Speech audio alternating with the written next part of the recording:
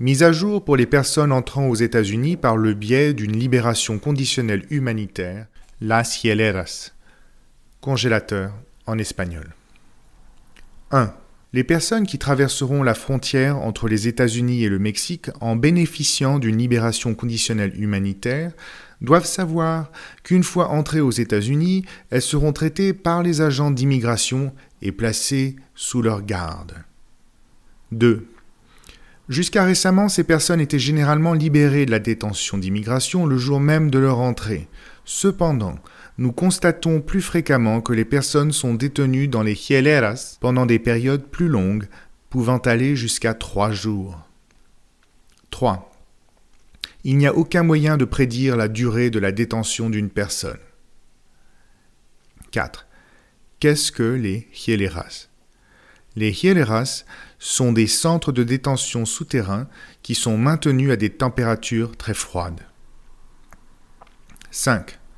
En général, dans les hieleras, les gens sont privés de nourriture adéquate, de soins médicaux et de la possibilité de se doucher.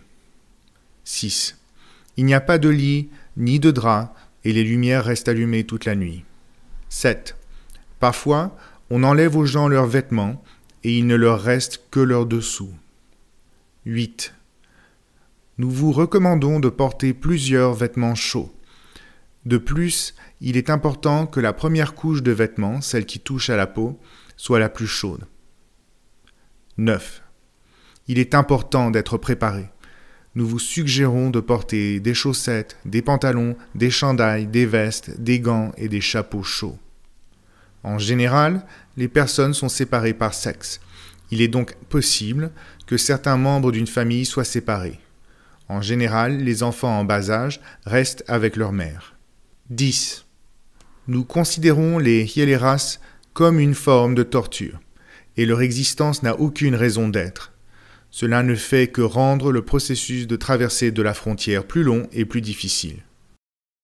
Nous partageons ces informations avec vous, car, bien que les conditions dans les hieleras soient horribles, le fait de prendre les mesures nécessaires pour vous préparer physiquement et mentalement à cette expérience peut la rendre un peu plus supportable. En toute solidarité, al otro lado. Merci.